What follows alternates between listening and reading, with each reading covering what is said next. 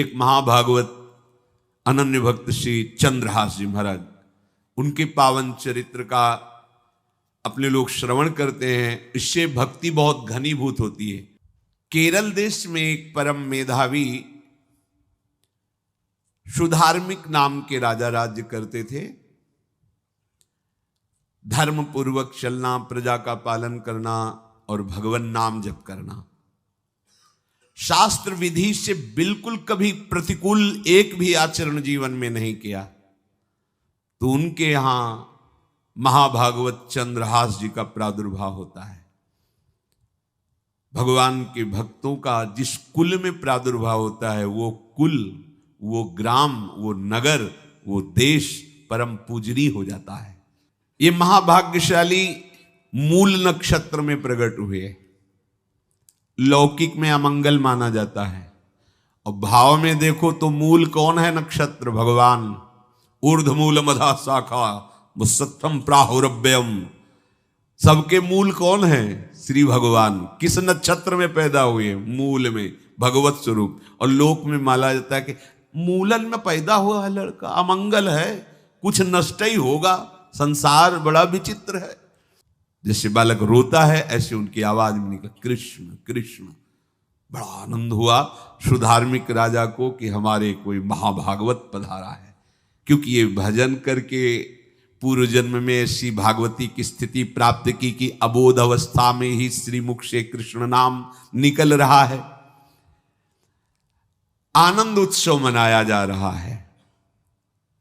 राजा है, राजकुमार प्रकट हुआ, और दूसरी बात वो स्वयं भक्त हैं और भगवान का ऐसा भक्त जो जन्म लेते ही कृष्ण नाम उच्चारण किया। ये आनंद ज्यादा दिन टिका नहीं। रोज बधाइयां हो रही, आनंद उत्सव मनाए जा रहे।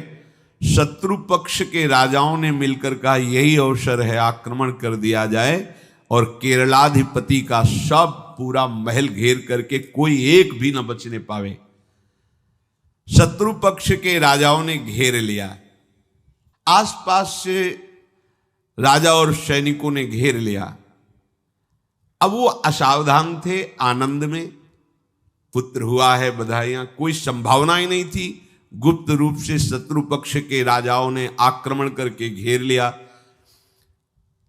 अब राजाओं की कई सेनाएं और इनकी असावधानी पूर्वक आनंदमयी वृत्ति में कोई पहले से पता हो तो तैयारी करते, तत्काल आक्रमण को रोकने का प्रयास किया पर असफल रहे।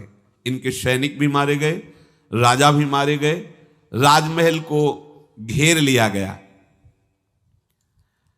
कोई भी एक भी बच के न जाने पावे।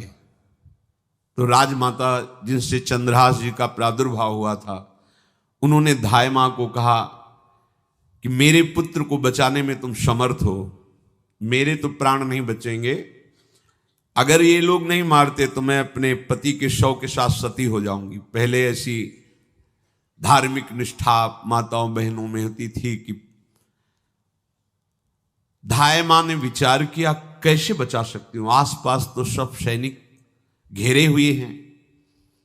तत्काल उसने विचार किया कि अगर हम इनको राजकुमार की तरह ले जाती है तो हमें भी मारा जाएगा और इनको भी मारा जाएगा।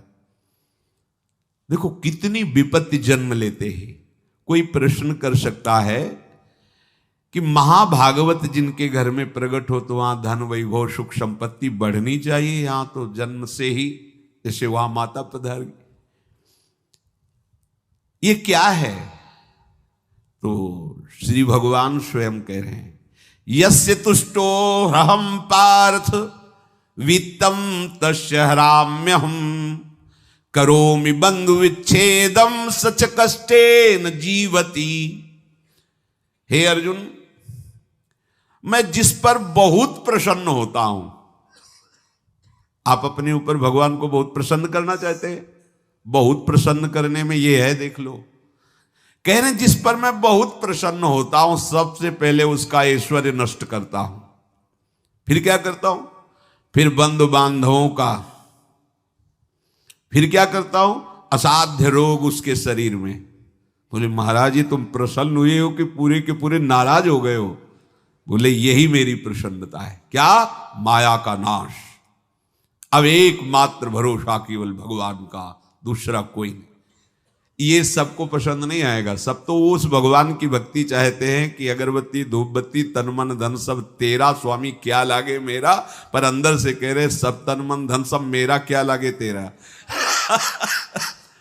ऐसे तो चलेगी भक्ति। लेकिन कई बार सत्संग में पीछे हितधाम में कहा था कि भगवान को रिझाकर लोक मांगोगे तो चैन से रह लोगे, और अगर उनसे प्यार करने की बात मन में ठानी कि बस मुझे केवल आपकी आंखों में आंखों को मिला करके जीवन व्यतीत करना है, मुझे और कुछ नहीं चाहिए, तो फिर लाडले आपको दुशरिहा का कोई आश्रय रहने नहीं देंगे। ध्यान रखना, जितने दुशरिहा होंगे तो ये बर्दाश्त हो तो कदम आगे बढ़ावे।